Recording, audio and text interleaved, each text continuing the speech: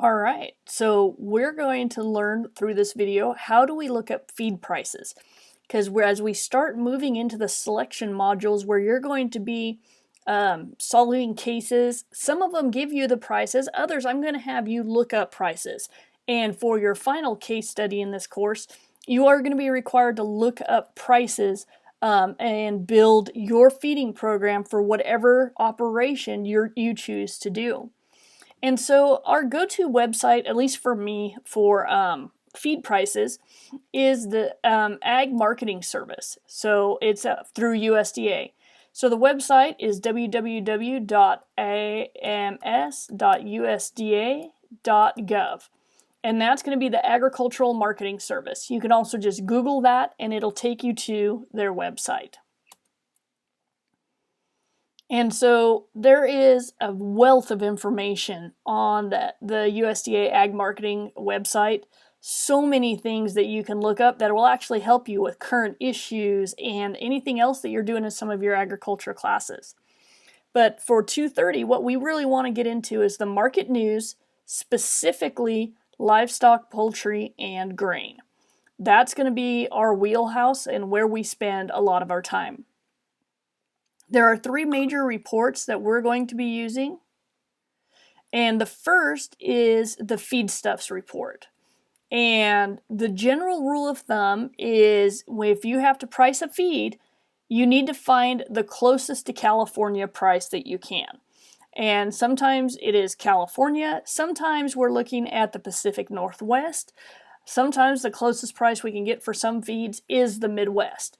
So it just depends on what we're trying to accomplish. But California does have a weekly wholesale feedstuff price report and comes out, I think, every Tuesday. And so these are just simple text documents.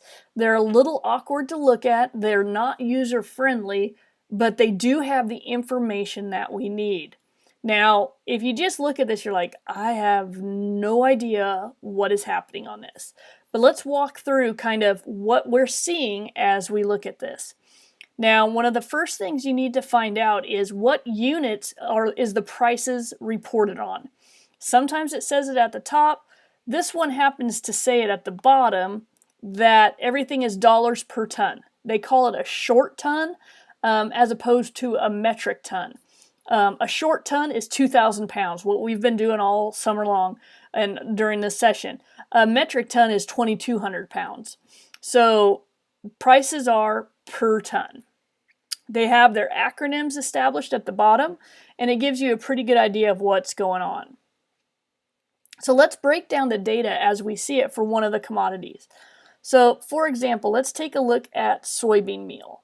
And so what we have is soybean meal, and the BNSF is actually /UP, that's Union Pacific or the railroad system. So we're either going to have railroad prices, which is cheaper generally than trucking prices. And so, these are actually this soybean meal was being delivered to the Chino Valley, so it's way south in California.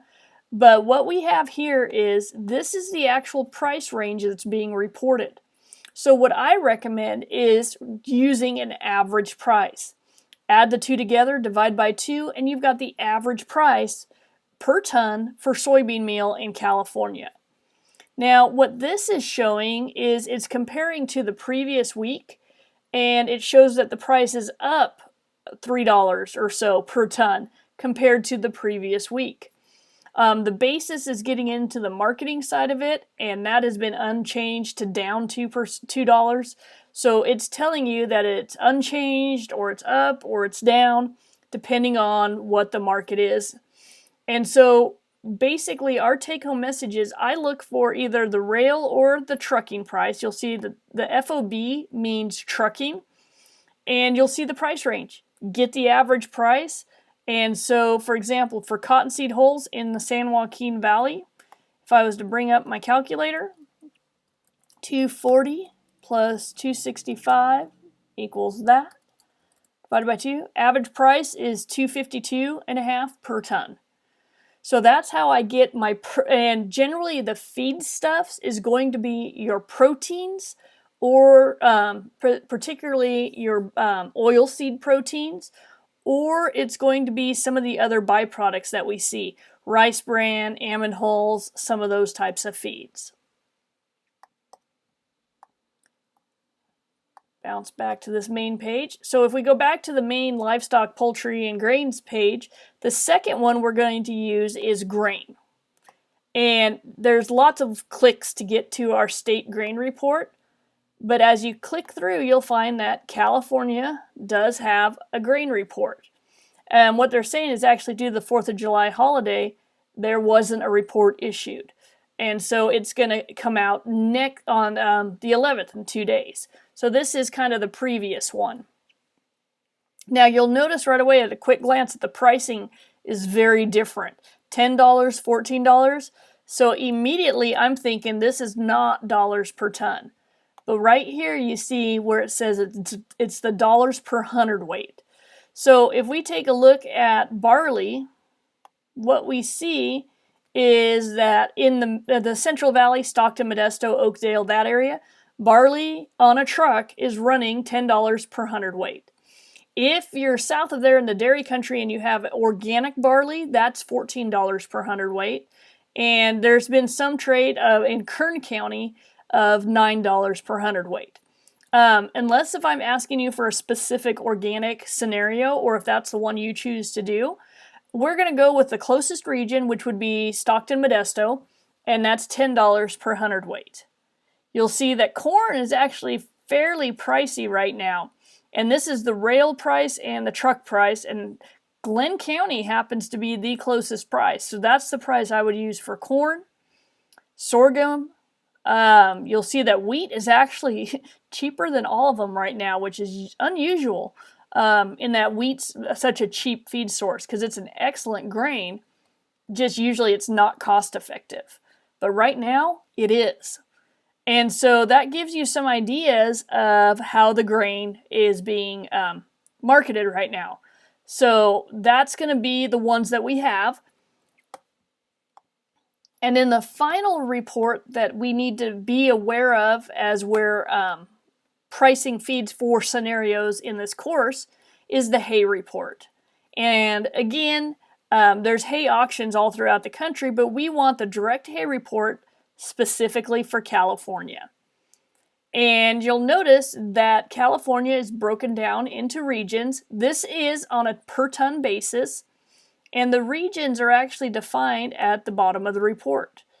And so these are how the 6 regions it breaks California up into. We're Butte County, or Chico State, Butte County, so that's region 2. But for some reason this week there's no hay sold, so it's not reported, no region 2. So I dropped down to the San Joaquin Valley. That's going to be where the bulk of hay trading, you'll see how many tons were traded this week, or bought and sold this week. So that's the most active area, and it's going to give you a pretty good price. Now on this report, whereas the others did not give us an average, it just gave us the price range, this one actually shows the quality, how many tons were sold, the price range, and even a weighted average for that. So this is the number, the weighted average, that I would use in my case studies. And so that's it for looking up prices. If you're looking up a wheat hay price, you may have to go to some other regions to get a good estimate.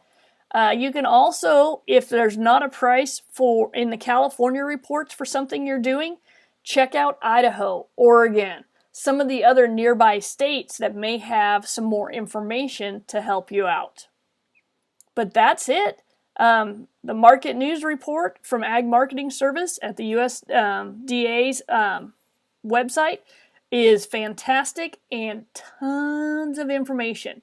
But that's kind of how we dig through pricing feeds. There's even, if you go back into it, for those that are interested in organic livestock production, there is organic grain and feed summary reports as well.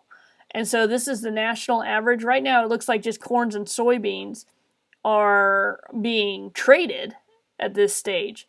And so, but you might see some other transactions of where they're getting some of the different feeds. And that's going to change throughout the season.